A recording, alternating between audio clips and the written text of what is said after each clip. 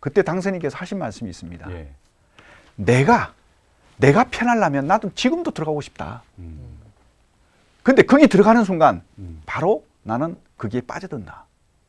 그래서 공간이 의식을 지배한다는 말씀하신 겁니다. 내가 거기 가면 얼마나 편하냐. 누가 보는 사람도 없고 내가 마음대로 할 수 있고 누가 시비 거는 놈도 없고 나도 그러고 싶다. 근데 나는 이걸 원하는 게 아니다. 내가 불편한 것은 감수하더라도 국민과 했던 약속은 반드시 지키겠다. 그 생각을 가지고 이제 안 들어가겠다 하신 거거든요. 네. 그래서 그런 어떤 이 딱 들어가는 순간 못 빠져나왔다. 그게 과거에 맞아요. 전례가 있었지 않느냐. 나온다는 보장이 없다는 겁니다. 그러면 또 나는 똑같이 과거 정권과 똑같은 그 대통령이 될 것이고 그렇게 되면 제왕적 청와대의 상징을 벗어나기 위해서 내가 지금 했는데 결국은 제왕적인 권력의 상징인 청와대에서 벗어나지 못하고 똑같은 과거에 되면 나라 발전이 되겠느냐. 그게 아니거든요. 그러니까 청와대의 주인들이 역대 다 좋지 않은 결말을 마저 했고 성공한 대통령을 찾아보기가 어려운데 나도 그렇게 되긴 싫다. 이런 강력한 의지가 있다. 그것보다도 이렇게 봐야 되나요? 이 청와대의 네. 지난 60년을 이제 우리 돌이켜 보면 청와대 그러면 딱 떠오르는 게 제왕적 권력, 불통 이런 거 아니겠습니까? 그러면서 이런 것들 때문에 결국 나라가 상당히 어려움을 당했고 국민들로부터 많은 불신을 받았습니다. 네. 그러다가 초유의 어떤 그 대통령께서 이런 어떤 이 탄핵까지 당하는 상황까지 갔지 않습니까? 네.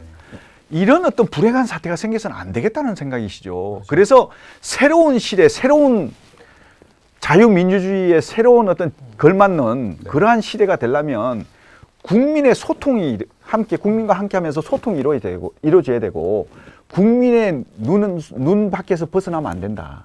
그래서 이제 무슨 말씀하셨냐면 네네. 그 국방부 청사로 이전하는데 집무실 이전하면서 어디를 대통령 집무실로 쓰시겠습니까? 라는 얘기가 있었습니다. 몇 층이냐? 뭐 네, 그 얘기가 있었을 때 예. 대통령 당선인께서 주신 지침은 딱 하나입니다. 그게 뭐냐? 내가 집무실에서 공원을 산책하시는 국민들을 바라볼 수 있도록 만들어달라. 위치에 잡아달라. 그러면서 또 하나. 그것뿐만이 아니고 네.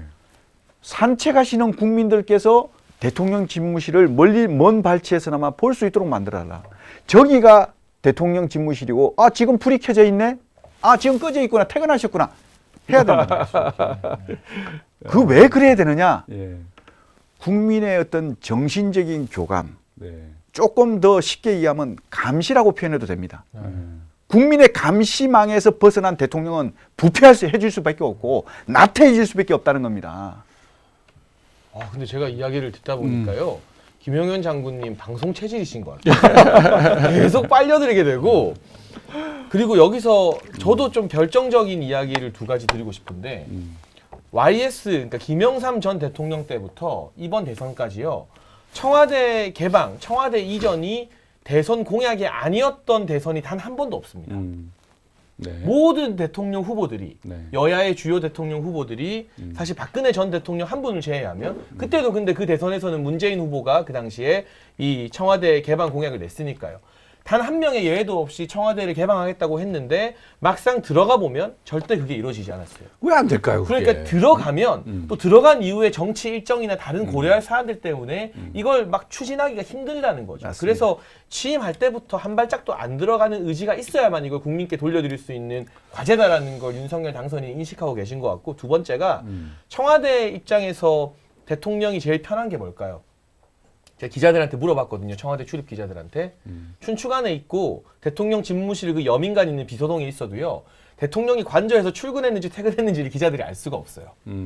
왜냐하면 이 여민 2관 지금 비서동 여민 2관을 대통령 집무실로 쓰는데 맞습니다. 관저에서 여민 2관에 있는지 본관에 있는지 기자들이 알 수가 없어요.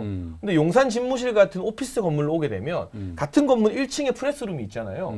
그럼 대통령이 언제 관저에서 나와서 맞습니다. 출근을 하셨는지 언제 퇴근을 하시는지를 기자들이 다 알게 돼요. 맞습니다. 1층 출입구를 통해서 들어가게 되니까. 그러니까 네. 이게 대통령 입장에서 우리가 생각해보면 엄청 피곤한 일인데 맞습니다. 사실 선진국에서는 엄청 당연한 일인 거거든요. 맞습니다. 바로 그런 이 비정상의 정상화, 대통령도 출퇴근하고 국민들한테 내가 출근해서 일하는 걸 다 보여드리겠다, 감시받아야 된다는 존재라는 걸 알려드리기 위해서라도 이 용산 집무실로 이전하는 데 대해서 윤석열 당선인이 이토록 큰 의지를 갖고 있는 게 아닌가 싶더라고요.